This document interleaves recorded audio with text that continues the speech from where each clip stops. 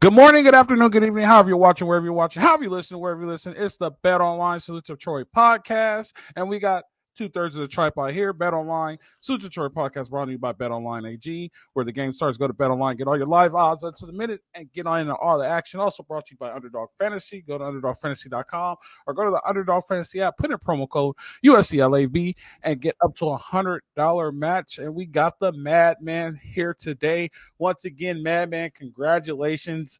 Welcome to the club. We're both in the club of two. We're in the Parenthood Club and we're in the Girl Dad Club. Congratulations. Like I told everybody, mom and baby are healthy. How are you feeling? Well, thank you so much, Coach. And so great to be part of those clubs and follow your footsteps and Ryan's footsteps in that regard. And just been on cloud nine. It's been, baby arrived end of last week, and we just brought her home Saturday night. And so, I'm ecstatically delirious. If you can, sort of put those two things together. And she's 4 days old, but if life before her, I can't even fathom it, even though it was 4 days ago, in the best possible way. So certainly on cloud nine, and just so thrilled to be a dad. And it's brought out so many different emotions in the best way. And so great to be back here with you, Coach. And thanks so much to you and Ryan for doing such an outstanding job as always last week, and happy to get back into it. But thank you so much, bro. It's great to be back and great to be a dad. I'm going to make fun of you now because you're also a first-time parent, and the experienced parents get to make fun of first-time parents. Yeah, sure. Absolutely. I know where I stand on the totem pole, Coach, for Jamal, sure. Jamal on his social media put him in and the whole baby and everything. There's a video of him walking out, and he's carrying the car seat so carefully and so gingerly. I don't Totally. If you watch me how I hold my kids, you're like, oh my God, Coach, you're gonna hurt. Like, let's go. Like, just wrangle those things up. Like, let's go. Like my mom always said, babies are resilient. They're made to fall and they're made to get hurt. That's the good thing about them. But it's a miracle, man. It's amazing. Wait until you feed them a bottle and they give you that look in the eye, and you're gonna be like, yep, I'm happy I did this. So, welcome to the club. Sleep when they sleep. That's the best advice I'm gonna give you. Definitely. Sleep when they sleep. No, that's some deep wisdom there, Coach, and that's what we've been trying to do as best as possible. But knock on wood, she's been such a great baby so far. Good. But I know everyone says that the first 2 weeks is week or two they sleep a lot, and then it's almost like they sort of announce themselves to the world, like I'm here, Yeah. and then the chaos really begins. So we'll take it a day at a time, but. Just so excited and just overwhelmed with joy right now. And for everybody else who's watching, for us normal people who only get the regular time, Madman gets like 90 days off paid from his company. So he definitely is enjoying his time off right now. So, and if I'm not mistaken, it leads into your holiday, right? Yeah, it leads into kind of the holiday. Man. Yeah, no, Coach. Yeah, so it's we got a nice few months here, to really have some dad baby bonding time, and just soaking it all up. And I'm waking up for every feeding with my wife and changing every diaper, and I just want to soak it all up, every last bit. So I'm just thrilled and so excited to be doing this with you, Coach. This is one of the first few things I've done just sort of outside of Babyland. The last couple of days, and what better than to talk ball with one of my great friends. No, definitely. You had I saw your live yesterday on Twitter. You had to talk somber, so yeah.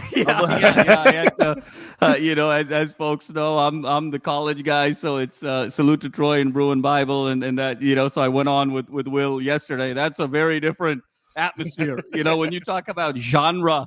In terms of movies, USC football this year is sort of like an action, it's sort of an action thriller, action political thriller. You don't know what's going to happen next. There's a couple of curveballs, but, it's kind of got you on the edge of your seat. You don't really quite know how it's going to turn out just yet, but it's going to be good, but you just don't know where it's going to take you. The UCLA movie right now is a horror story. You're just you're just scared and you're depressed and scared, and you don't know what's going to happen next, but you pretty much are figuring it's going to get worse. So it's different genres right now with the two LA teams. Remind me to ask you a question about PJ Fleck after the show. Sure, I absolutely. want to ask you a question. All right. Speaking of football, SC, they covered big 16-point win on Saturday. So I 17, wanted to yep, 17. exactly. They covered. Yeah, they were. So I want to talk about this, and it's not a bad thing at all. I think it's a good thing. I believe that this is not a high scoring team. I believe also, it's twofold.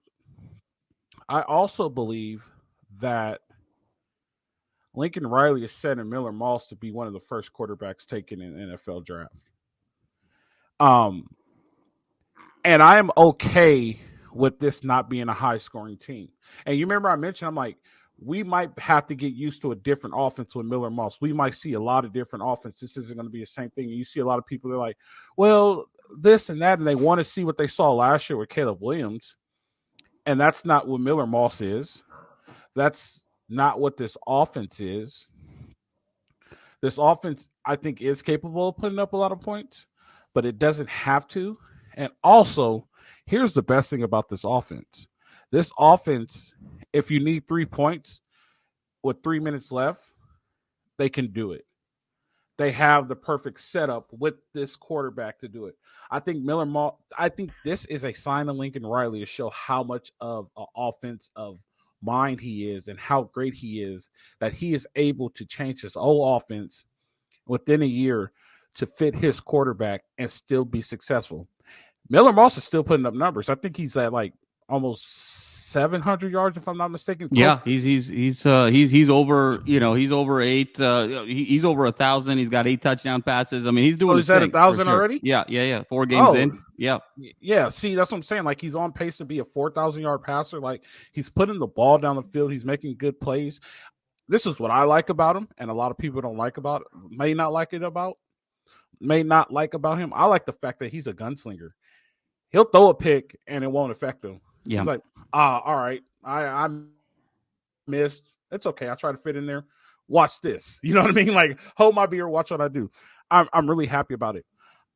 I am okay with this offense. I am okay with not a lot of points. As long as they stay on the left side of the column, there's nothing to complain about. We don't need to see 40,000 points. And I think a lot of people need to get used to this new offense. It may take some time, but we're going into game 5, and they may only score 30. The score might be 30-14. SC wins, and that is what we're used to, and that is solid championship football, believe it or not. You know what I mean? So this is something really adapted. And I'm gonna go to the second part, and then I'll pass on to you. Lincoln Riley is trying to show the world Miller Moss is a pro-ready quarterback. Miller Moss could sit in the pocket. He could progress to his reads. He could make plays, and he could be a professional quarterback. In my mind, I might be a little biased, but the ones that are saying, like, you're seeing the mock boards showing him the second quarterback taken, that's accurate. I'll take a chance on Cam Warren because of how athletic he is. And then the next one is Miller Moss, because we saw Carson Beck. I don't think Carson Beck is that guy, but I think Miller Moss is a Thursday night NFL draft guy, without a doubt. What do you got about that?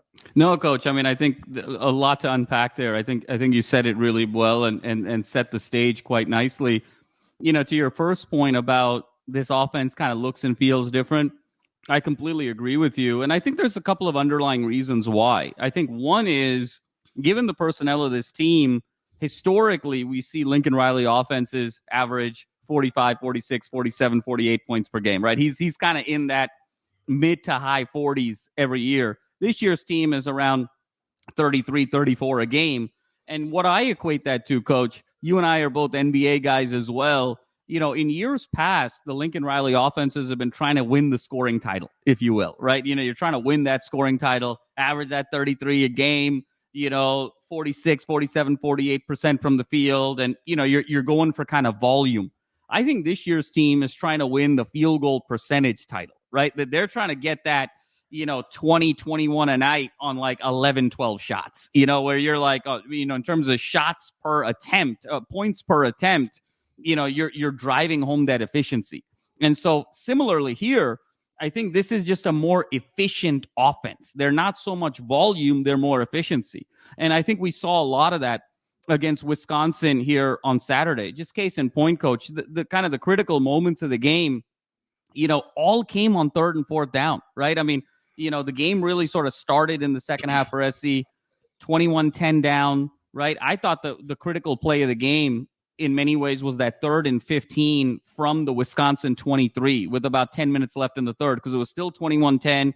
You kind of get stopped there. You kick a field goal, 21-13, but it starts becoming nervous time because you're still kind of playing the game on Wisconsin's pace. They'd gladly give up 5-6 minutes of possession for a field goal. And then he finds Lane on that 3rd and 15. And then again, that same drive, 3rd and goal from the 7-8, he high points that ball to Lane. And then the next possession, we're back to sort of 3rd and goal. He sort of drifts to the right. He finds Deuce Robinson on that all-out blitz. Deuce does a really nice job posting up. And then finally, the possession after that, that 4th and 1 keeper where he sort of spun and then spun again and got the touchdown.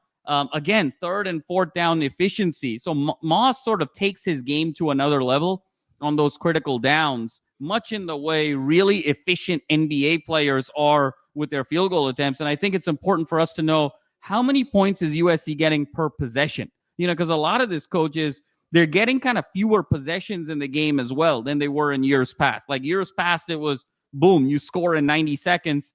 Then the other team has the ball for 3 or 4 minutes. You get the ball right back. This is a more methodical group. They're going to take 5-6 minutes to go down the field. And then if another team then comes back and takes 5-6 minutes, guess what? That's 10-12 minutes off the clock, right, Coach? You've only had the ball one each. There's only 3 minutes left in the quarter. So you're going to have fewer possessions. So this is just going to be a more methodical team, but they're really high with efficiency given Moss's play in those critical situations. Number 2, I think where there's opportunity for growth, Coach, is in the running game. I still don't think that we've quite hit our stride with Woody Marks in the run game. He's had flashes. He's looked really good from time to time, but I think he's still sort of at that 75, 80 yards per game. Can he kind of take that to the next level? I think we're still sort of waiting. Marks does a great job over the course of a game. There's always kind of 1 or 2 runs that really work out very nicely, but we see a lot of kind of runs that are also kind of stuffed for a yard or 2. Joyner has done a really nice job running downhill as well. And maybe there's a little bit more of kind of a thunder and lightning balance that Lincoln can go to moving forward. I think the mix, there's an opportunity for some exploration there on that mix. We might be a little too heavy Marks right now, not enough Joyner. We may need to see that go more 50-50 to maybe add an element of explosiveness, number 2. And then number 3, Coach, I think is your favorite topic, and that is for all the greatness sort of around with these receivers. Hey, my guy, Jacoby Lane, Coach, is I think clearly wide receiver 1 here. I think he's sort of the alpha. I think Deuce is a really nice red zone package type of receiver at this stage. We haven't seen much from Lemon yet because of the injury, but there's a lot there.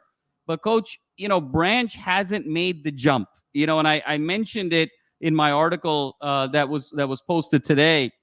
The jump man hasn't quite made the jump yet, and I think there was just so much hype around Branch in the preseason between, the college football 25 EA Sports video game, his ranking, getting the jump man NIL deal. We just thought this guy was going to kind of go to the next level, and it just hasn't quite happened yet. And I think the expectations, Coach, were a little bit unfair. Let's not forget, he only had 3 touchdowns last year, and all 3 of those touchdowns were in the first 2 games. He had 2 touchdowns against San Jose State. He had a touchdown in the second game, and then he went scoreless the rest of the season. So, Branch, 2 stats for you, Coach. Still yet to have a 100-yard receiving game in his career. He has yet to do that. And number 2, he hasn't scored a touchdown in 15 consecutive games. So, I think there were some unfair expectations there. I think Branch is still going to be a terrific gadget guy, but I don't think he's going to be this blow the top off kind of generational weapon this particular season that we thought. So getting Branch kind of more closer to sort of an average to really good offensive weapon. We got Deuce kind of in his packages. I think Lane is clearly wide receiver 1. Hudson can come up with some clutch catches. I think everyone's kind of slotting into their role nicely, but I don't know if we have this sort of quintet of receivers that can just do everything like in years past. When we had Drake London and Amon-Ra and Vaughns and Pittman. This group is a little bit different from that group. They all kind of have their roles, but they're not kind of like this dream team of receivers. So the combination of just Moss being more efficient on critical downs, I think there's still kind of a journey in terms of running back mix. And then now these guys are kind of slotting into more situational roles from a wide receiver perspective and aren't really kind of guys that all guys can do it all. I think the combination of those three things is why this offense is a little bit more tempered, let's call it, but still highly, highly effective. Well, I'm going to say something that you hate saying. They're only sophomores, so next year, look out. I know that you hate. Well, Karen Harper's not a sophomore, but he's a junior. He's a junior. Yeah. But, for sure. Yeah, so look out. But I will say this about Branch, and this conversation is starting to come up a lot, and I agree with you 100%.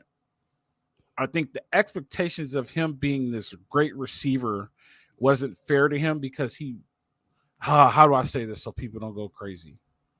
I don't want to say because he wasn't a great receiver last year. Like, that's a truthful statement. Like, he wasn't a great receiver. He was a great punt returner.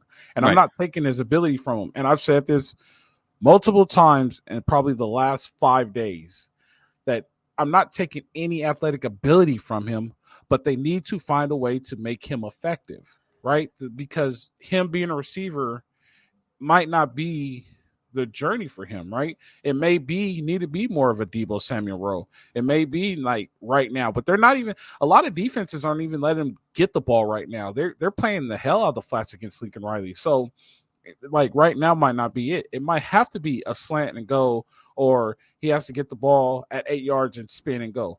Coach, just to quickly interject there, I don't mean to interrupt, but he kind of reminds me a lot of those weapons in those Rich Rod offenses with West Virginia, if you recall. Those Pat White teams? They had a bunch of those kind of gadget guys where, Branch is not going to be a running back. He's not going to be able to sort of take the pounding of being kind of a lead running back or even a scat back.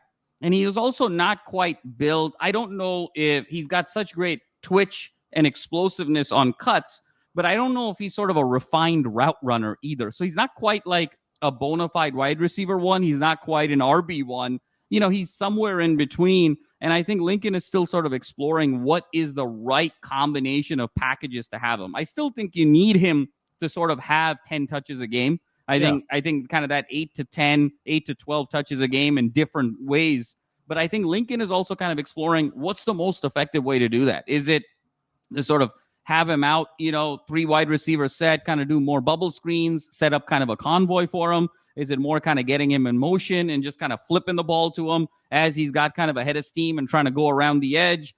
Is it almost sort of bringing him, kind of next to you from a QB perspective, have him line up as a halfback and maybe kind of go through the line and kind of make some cuts left and right, a la how we did with Travis Dye a couple of years ago? So I think Lincoln's still trying to figure out the geometry of Branch. And I think once he sort of figures that out in combination with the earlier point about kind of that Marks Joyner mix, I think we'll see more explosiveness from this offense. And you know what? Somebody brought one of the callers on the show actually brought up a good point. And you remember we have to talk about the 1,400 pounds or whatever that was gained. Yeah. And he's like, it looks like he lost a step. Yeah. And I was like, you're right. Yeah. I was like, that's a great point. In Saturday's game, when he caught the ball around the 30 and he was up the sideline and number 9 ran him down. And I'm like, that doesn't happen last year. You know what I mean? I think you remember what I told you when we talked about it? I was like, it could be it's good for a lot of people. It's been good. Nobody's really lost a step. But I think he's fell victim to too much weight gain. And no, I think it's a great point, Coach. It's a great point because if you're going to put that weight on, it's the risk reward to your point. Yeah. You want to be able to put the weight on and it provides you benefit where, hey, I can shed more tacklers now. I can sort of do more with contact. It's elevating my yak because I can sort of shed more defenders and kind of do more with the same number of plays. We haven't quite seen that element. So he's not getting the benefit.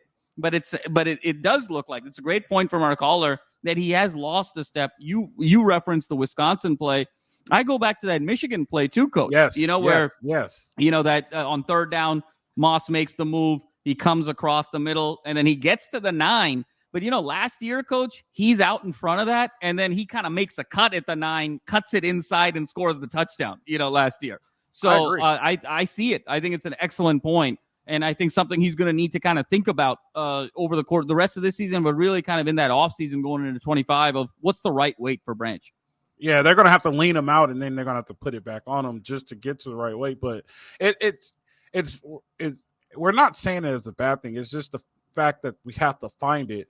The unfortunate part is, like, hopefully they find it this week, because the following week they play Penn State, right? Right. And then they have some games that they should win, right? And then I thought Washington would be tougher, but Washington's actually 3-2, so that's interesting. Yeah, and Washington's going to have it's going to be a fun one this week, Coach, between Washington and Michigan. Washington is hosting Michigan, sitting at 3-2. Obviously, Michigan's 4-1, but the odds makers have Washington a 2.5-point favorite at home, which I agree with. I expect to see Washington win this game on Saturday. I know we're not a Washington show. We are now, because we need them to win to go to the Big Ten championship. I see Washington beating Michigan moving forward. I think, Coach, for this team, I think there's kind of 2 big games on the horizon. We talked about it, right? It was kind of the original 4 games, gotten through 2 of them. I think Penn State, obviously, is sort of a big barometer game, and we're trying to figure out exactly how good Notre Dame is. That's going to be the other game to me. There's a couple kind of tricky ones. I think Nebraska could be tricky. But I think the rest of the way, we're really sort of aiming at those 2 games as what does that look like? Rutgers. Yeah, Rutgers. There's some that could be tricky. At Maryland could be tricky too. Sometimes you take these cross-country road trips. There's definitely some landmines, no question about it, especially as you're getting used to this first year of Big Ten travel, new stadiums, new crowds, all of that. No question about it. You got to bring it every game. We saw it, Coach. That's why I thought Wisconsin was going to be a trap game. And look, it was a ball game for the first, 40, 45 minutes there before SC pulled away in the 4th. But I think in terms of marquee, where you say, okay, hat on hat, there's sort of equal talent on the field. I think it's Penn State and Notre Dame. So I think, it's great to have Penn State here in 2 weeks and then Notre Dame at the end of the season. And let's see where it all shakes out. I see, Coach, Michigan kind of losing 3 or 4 games this year, to be honest with you. They are probably going to be out of the top 20, in my opinion, when it's all said and done. They might not even be ranked at the end of the year, in my opinion. They still have Ohio State. They still have Oregon. If it doesn't go well at Washington here, you're looking at about an 8-4 team. And then we got to kind of see a little bit, Coach, how good is LSU? I'm still not sure how good they are. They have the potential to be really good. They could also be kind of an 8-4 team. So it's interesting that as this season sort of plays out, I think there's going to be even more emphasis from a resume perspective on Penn State and Notre Dame moving forward. So it's about kind of getting ready for those 2 games. Yeah, that's interesting that you think that, because that doesn't help us at all. No, it doesn't. It doesn't. You know what I mean? Yeah. And it gets to a point to where, like, all right, well, Michigan, I think we had them beat. You know what I mean? And Saturday, Michigan was beat. Minnesota wasn't offsides. They were covered that onside kick. Like, there was some home cooking, and like I was telling my brother, I was like, you guys haven't played a big game in the Big Ten yet. Like, they hold in the Big Ten. Like, it's apparent it is what it is. And like one of the things Ryan from Locked On Badgers asked me, he was like, what do you think would be one of the key factors? I was like, SC has to learn how to play through the hold. Yeah. Like, it's apparent that's what the Big Ten is. It's apparent that they pride themselves on not calling holding. And they just have to learn how to play through the hold. And Coach, it's an interesting point, right? Because, and I don't mean to interrupt, but it's a style of play. And I'm going to kind of go back to another NBA reference, because you and I are basketball guys. In a playoff game or a series, how the officials are going to call it. Game 1 is kind of that feel-out game where they're like, how tight are they going to call this? And then based on how tight they're going to call it, you're going to change your style of play. You're going to be like, look, I mean, if it's a tight whistle, I'm taking it to the basket every time. I'm going to put that onus on them to call the plays, call the fouls and get to the free throw line and really establish pressure on the defense. If they're calling it looser, it allows me to be more physical defensively, and then I can kind of do some different things offensively as well. I think that Michigan game, Coach, it would be, and I understand the anger from the USC fans about, some of the holding calls and whatnot. Here's where I was a lot more objective about it. It went both ways because, USC ran 73 plays in that game, and Michigan ran 58 plays in that game. And there was one holding call total, right? So they called it the same both ways. So the emphasis, the onus is on USC to change their style of play now that they know that. It would be one thing if it was all called in Michigan's favor and not called at all in USC's favor, right? Because even if you're going to call a game tight or you're going to call a game loose, at the end of the day, all you want is consistency. It's like just whatever you're going to do for the opponent, do for me, and then we'll adjust accordingly. And I thought the officials actually did that. It was a let them play kind of ball game. So now it's on us to be able to impose that physicality. Because I think if we did the same thing that Michigan did, we would have gotten away with it as well. I just think we were a little timid and said, oh, that's a hold, and that's a hold, and that's a hold, when they were just kind of like, look, just play through it. We're not going to call it on you guys either. So I think there's kind of a mentality shift that needs to happen moving forward. And I think, we're starting to have the building blocks there. That's exactly what I was saying, but you said it in a more educated way. I just said they got to play through the hold. They have to, because they're not. I think they called one holding call last week, and it was at the end of the game, right? Like they hold in the Big Ten. It is what it is. Like, I'm not complaining about it because, like you said, they call it both ways. You have to play through it. It's one of those things that you're not going to change, so you can't complain about it. I will say this about us adapting to the Big Ten thus far. The first game was kind of a reality check. You know what I mean? Because it was more of like, we've played them before and we beat them. And it was more of a pride thing for the Big Ten schools. Like, no, you're coming into Ann Arbor and we're not going to let you beat us. That's fine. The thing that's surprising me about playing these Big Ten schools, even Michigan, that every school in the first half is giving SC their best shot. And I don't, from this perspective, I don't get it because this is a 8-5 team from the previous year. This is a rebuild team.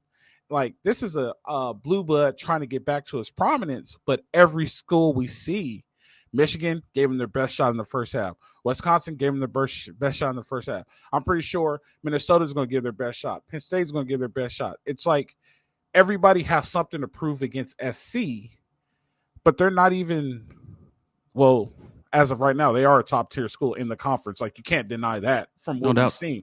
But like, it's like based off of previous record, they're not on Pratt's resume. They're not that team. It's so interesting how the legacy of SC is still like, all right, we're going to give you our best shot and we're going to see if it's worth it. Well, you said it's the right word, Coach, that you used. It's legacy, because they're not playing the 2023 USC. They're playing the overall brand of USC, the historic USC. And I think, Coach, this goes back to Big Ten Media Day, where we saw it sort of firsthand, and Ryan relayed it to us, of course, that the biggest scrum of the day in terms of coaches was Lincoln Riley. I mean, everybody went around Lincoln Riley. There was a fascination to see how will USC adopt to this Big Ten and what is that transition going to look like? Because for all intents and purposes, let's just sort of break it down. Love UCLA. It's a basketball school. The aura for the Big Ten is more around, hey, how's UCLA going to incorporate into basketball in the Big Ten? Love Washington, great academic institution, great overall athletic. They were in the national final last year, but they're also a team that they're going to be kind of a national contender every 7 or 8 years. It's going to be kind of, it has to sort of fall right for them. Oregon is kind of, new money, if you will. It's the nouveau riche is Oregon. But the old money is USC in terms of, football pedigree and blue blood. So given how historic the Big Ten is and how much they pride on their history and the fact that USC has won 25 Rose Bowls and played Michigan and played Ohio State and played Illinois and played Penn State and played Wisconsin, played all these teams over the years, I think there's a fascination for how they're going to adapt. And I think that's why everyone wants to kind of give their best shot to let them know, look, we're not just going to lie down because of the brand of what is USC, 25 Rose Bowl victories, 8 Heisman trophies, 11 national titles. The resume speaks for itself. So I think we have to sort of take that as a huge compliment. It's kind of like being an LA guy, right? I mean, Kobe going on the road and all the Kobe sucks, or beat LA. You don't sort of target a player or a city or a team if there isn't, supreme respect and fear there. It's a combination of respect and fear. So I think that's kind of what we're seeing is this integration of USC in this new world. I want to talk about something else with you too, because you're away, and I think we could bring this conversation back up. I talked about it with the guy from Locked On Badgers. The respect, though, that these schools are giving us prior to and after the game. You know what I mean? Like when the game is over, it's like, all right, it's like you're like, oh, these teams, like they still respect us though. Like it like, and he asked the question, and this was my response. He said, "How do you think your welcome to the Big Ten has been now that you're in the hotel?" And I was like, inside the hotel, it's like, hey, welcome here. Like, happy to have you. Like, you need more towels. Like, enjoy yourself. Like, food's in the fridge. Make yourself at home. When we go out on the street, it's like, why are you in our town? Like, you don't belong here. You know what I mean? And I'm curious, do you see it that way? How do you think our welcome to the Big Ten has been thus far now that we're going on 3 games in? Coach, it's a really interesting point. I think it's been very positive. It's been very warm because to your point, when you get on the field, it's very chippy, it's very physical, but I think that's a sign of respect that these other teams are coming in so chippy and so physical because they know they need to, and they know they need to bring their best. And then after the game, pre-game and post-game, it's a lot of love on the sideline. It's a lot of mutual respect because this is now going to be a team that you're going to see either annually or semi-annually and going to play in a lot of big games moving forward. And so I think that's the perfect combination you want. The last thing you want is teams to sort of take you lightly when they're playing you, teams to sort of be bored and then be disrespectful to you off the field, right? Like, and so I think we're kind of getting that best combination right now. The 2 things I'll say there is, one, I think a lot of it has to do with the Big Ten, Coach, and this is a Midwestern conference, and we know about kind of Midwestern values, and there's a Midwestern etiquette and a politeness the Midwest nice across the country. It's Midwest nice, so at the end of the day, they're going to be very feisty on the field, but these are Midwestern programs, so you're going to get a lot of hospitality. You're going to get a lot of etiquette, culture, ethics, the right things to do. So I very much appreciate that. And then number 2, I think some of the renegade teams, i.e. Ohio State and Oregon, let's see how that one shakes out. But I think for the rest of the conference, I think it's been really positive, really feisty on the field. That's what you want to see. And then a lot of respect off the field. I think the 2 rivalries, I know, and we had talked about this, Coach, in the offseason, the Big Ten is really trying to create a Penn State-USC rivalry. We'll talk about that in 2 weeks as we get ready for that game because they got Ohio State, Michigan, and they really want Penn State as that third kind of historic incumbent team in the Big Ten to have their own rival. Who better than the most historic team out of the 4 that's coming into the Big Ten and USC? So they're really trying to make that happen. We have inside sources that have confirmed that to us. That's why for the next 5 years is Penn State, USC. But you can't force a rivalry, right, Coach? So they're setting it up that way. But this thing could very well be kind of Ohio State SC becomes kind of another rivalry, or just SC Oregon as the 2 kind of West Coast alphas coming in. There could be some interesting dynamics there. So let's see how it shakes out with Ohio State and Oregon. We don't play them this year, perhaps in the Big Ten championship game and obviously years beyond. But for the rest of the conference, I see it as a huge sign of respect that you're playing so feisty on the field, and it's been really cordial off the field. Speaking of rivalries, and when we were playing in Michigan, I text you guys. I say, hear me out. No, I tweeted it. I tweeted it on the LAFB one. I say, hear me out. There's no more Stanford and Cal, right? The Stanford and Cal rivalry is gone. And I tweeted this like right before the game. I said, what if we replace one of those rivalries with Michigan? You know what I mean? And like you kind of saw it. Like you kind of like when you watch that game, you're like, there's something here. Yeah. You know what I mean? Like there's something here. Like these are 2 teams playing, and they both played their asses off, and they both like just fought. Totally. Like there's something there that could create a rivalry. As much as maybe the Big Ten doesn't want it or the big media doesn't want it, there's definitely something there. Like Michigan, USC. Like this is a big game. Totally. it could become like the new Weekender. You know, Totally, what I mean? absolutely. Because Coach is such a great point. Because the pageantry of both schools is apparent. They're very similar in terms of pageantry, right? When you think about the band and the colors and the fan bases and the emotions, very, very similar there, Coach. No question about it. I think Michigan could turn into an incredible rivalry. I also think, Coach, Ohio State could end up becoming an incredible rivalry. We just haven't quite seen it yet. Because if you think about it historically, the way USC was perceived in the Heritage Pac-8, Pac-10, Pac-12, and the way Ohio State was perceived in the Big Ten, very similar. Kind of the big bully on the block. A lot of talent every year. Sometimes that talent came home and turned into an epic season. Sometimes that talent underachieved. But there's a swagger and arrogance and aura. There's a physicality. And everybody else in the conference kind of disliked that team. It was kind of like, in the Pac-12, it was like, hey, the other 11 teams are like, we love our team and we don't like USC. And in the Big Ten, it felt very much like, hey, we love our team, but we don't like Ohio State. So that kind of common thread coming together, I think could be very unique with USC and Ohio State. Could be also with Penn State. It could be some others as well. But to your point, I think it'll be really fascinating to see who becomes kind of that secondary rivalry. Coach, I'm going to give you a hot take here. You and I both went to SC. We know the history. I think the Notre Dame rivalry is in a lot of trouble. I think the Notre Dame rivalry is on life support. So? Yes, because I think Notre Dame is also one of these Midwestern schools, right? And the fascination about the Notre Dame rivalry was the intersectionality, right? Is like this cross-country road trip that you took. And it took for and it lasted for so long. But now guess what? We're in a conference where we're going cross country, every year to these different games. So to go cross country to Michigan, to go cross country to Ohio State, Penn State, all these other schools, that novelty of going cross country to Notre Dame is not the same anymore now in the Big Ten, number one. Number two, I just don't think we've had a big Notre Dame game in so many years. Since the Bush push, Coach, the last 20 years, there's been some years where Notre Dame's been kind of top 5, top 4, top 10, and SC's been unranked. There's been some years SC's been in the top 10, Notre Dame's been unranked.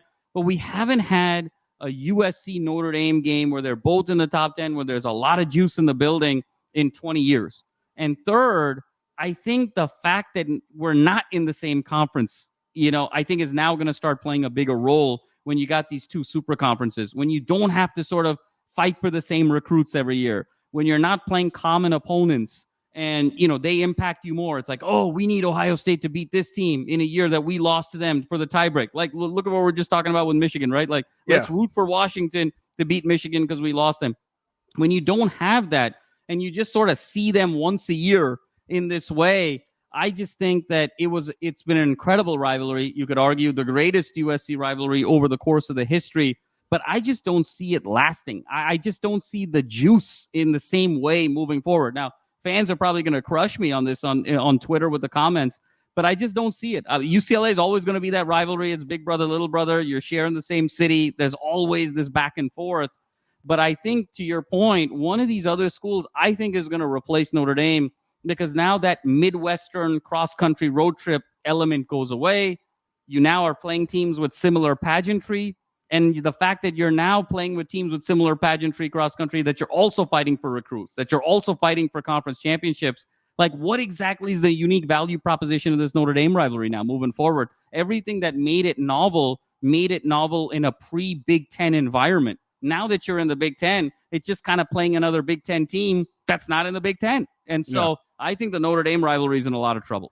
If that was to happen, I'll take two of the big names in the conference, and then I will prefer like the third one because now we have to replace three rivalries, right? So I'll take Michigan, Penn State, right? I really like that Michigan-Penn State rivalry thing. Ohio State, I don't know, just Ohio State just doesn't really do it for me, but like I like the Michigan-Penn State. It just rings good to me. And then like the third one will probably be like, I don't know. Third one might be a little random. It just might be like a Michigan State, Nebraska, where it just kind of gets feisty, and you don't know why, but it's just feisty. It could very well be Nebraska, could be Michigan State. That third one could be random, to your point. Yep. Yeah, but I will say this: I could see the rivalry lasting until this whole thing blows up. Yeah. Right? Because we know the fuse is lit. We just don't know how long this fuse is before it eventually hits the dynamite, right? So I think once it becomes the conference of blue bloods, right, where you have all the top guys in one conference and then you got the conference with the other guys and all this, I don't see a point to play Notre Dame anymore. How they do this, I don't know. That's the big factor. That's probably why it hasn't happened yet, because there's no way to schedule it. But at that point, it's like, we don't have to play you anymore. Right. We don't. Honestly, I see the Victory Bell rivalry being kind of dismantled once that happens. You know, Coach, it'll be like Michigan State, in my opinion, right? So like Michigan has another rival in Ohio State, but they also very much have like their big brother, little brother rivalry. And so I see it that way. I just think they're just too close in terms of proximity. There's just too much overlap there. It's too much. It's like siblings sharing a room. Like, you just can't, there's going to be animosity at times. You just can't sort of avoid it.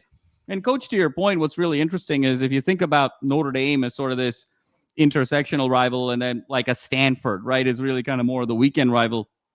I think to your point, you're absolutely right. I see a Michigan or a Penn State or an Ohio State, one of those three kind of bubble up and emerge and sort of replace the Notre Dame rivalry. I think the rivalry that gets replaced by Stanford is Oregon. I just think that becomes now the new weekender. You can sort of fly up to Eugene for the weekend. And I just think there's just this, between the take back the West the last couple of years, the recruiting wars, being kind of the two alphas out West in this Big Ten rivalry, in this Big Ten conference, I think is going to generate another type of animosity. So you're going to kind of have the animosity with the one that you're sharing a room with. Then there's one that you're like sharing a house with. And I think that's Oregon. And then one that you're sharing the neighborhood with, and that's either going to be sort of Michigan or Penn State, You know the new name I have for Oregon, right? Well, what's that? The Dallas Cowboys of college football. Oh, Coach, lighten it up. I mean, it's a factual statement. They get them all excited and don't go anywhere, and everybody gets excited about Oregon. I'm like, win something. Right. You know what I mean? Exactly. Like, and they always hit you with when's the last time you get something? Way before y'all did something. Yeah, exactly. I still haven't done anything yet, so it's neither here nor there. No, but I think I would say this so far though. I will say this before we wrap it up and get out of here. I'm impressed, and I'm impressed with improvement.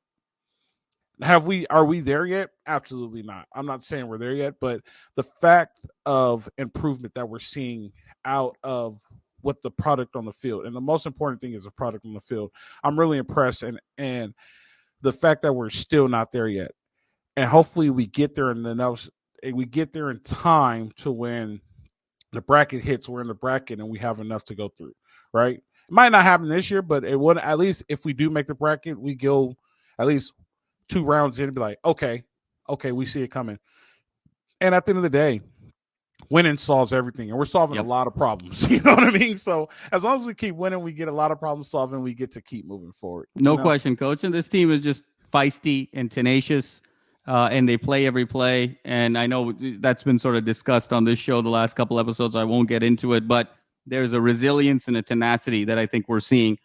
I don't know if the narrative of this is a second half team is quite accurate yet, because, you have to remember that, it was a 10-10 game against LSU at the half. It wasn't like there was a huge deficit. Utah State, it was 27-0 at the half and scored kind of fewer in the second half.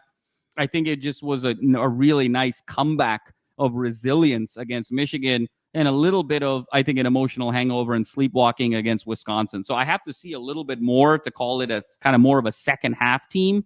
I don't know if I'm there yet on that perspective, but what I will say is this is a team that will play hard no matter what the circumstances. And you can't just they're not going to knock themselves out. You're going to have to knock them out. And they're going to stay in the ring until you knock them out. And that hasn't always been the case these last few years with Grinch as the defensive coordinator, and then in years past with Clay Helton. So they're going from the glass jaw to the iron jaw. And I think we're watching that transformation from glass to iron, and I think it's getting us really excited. Rumor has it is Grinch called that blitz when they were empty down there on the goal line. When that sounds like a Grinch call. Yeah. That checks out. I was sitting on the couch with my wife, and the announcer was like, they're going to blitz. I'm like, they're not going to blitz. That's just stupid. Yeah, yeah. That's just flat out stupid to blitz. And they cover 0. Jacoby Lane wide open. Just caught it right there. And I'm like, oh my God. Like, yep, that's Grinch. Everybody's like, Grinch called that play. So good deal. Nah, Jamal, that's a good one. We put another good one in the books, man. I appreciate you. I appreciate all the fans. If you want to catch more stuff about USC, like Jamal said, he put an article out today. Go to LAFBnetwork.com. If you want to learn about the other team, go to LAFBnetwork.com. If you want to learn about the Rams and Chargers, they're also on LAFB.com. And if you want to dabble a little bit in fantasy football, go check out the Decide guys, Tad and Amr. Did I get it right? Very nicely done, Amr. We're getting closer. It's like the USC resilience, coach. Your pronunciation, there's a straight correlation with your pronunciation of Indian names and USC's resilience. I'm seeing it all come together. Go check those guys out. If you want a lot of hot takes, go check out our guy, Tad Design. He'll give you enough hot takes to get you through the season. Go check all that out on LAFBnetwork.com. And then once again, go to betonline.ag. Get all the where the game starts, all up to the latest odds and stats and underdog fantasy. If you want to get in on a little bit of action, again, once again, promo code USC LAFB, $100 match. Man, we put another one in the books. We get to do it again on Thursday. We get to prep for Wisconsin. With Minnesota. You're right, Minnesota. Got to turn it. Yeah, there you go. There you go. The W goes to the M. There we go. Did you know the M and the W are actually the same? Yeah. The M and the W are actually the same. Yeah. So you had it right. You just got to turn the wrist, baby. We just got to turn the wrist. That's all. I have a question for you real quick before we get out of here. Sure. Do we play any Friday games? That's a good question. I don't know off the top of my head. I know Iowa UCLA is a Friday game. I know that's one Big Ten game. I don't know about SC. Because Washington played last Friday. I was like, damn, I wonder if we have any Friday games. Yeah. Maybe later in the year. That's a good question. Yeah, we'll have to figure it out for sure. That scares me if we do, and we'll get in that if we do play a Friday game. But neither here nor there. That Illinois, no, that's not. No, I don't think. The Friday game. Let me see here. Let me just get it right now since we got it. Let's figure it out. Let's figure it out for you, Coach. They're all TBD. We're going to figure it out for you live right now. We're going to figure it out for you. We play Penn State at 12:30 again. Rutgers is Friday. Oh, that's at the Coliseum, though. No, that's in New Jersey, I think. Yeah, Rutgers is Friday. Coliseum. Rutgers in the Coliseum on Friday. At the Coliseum.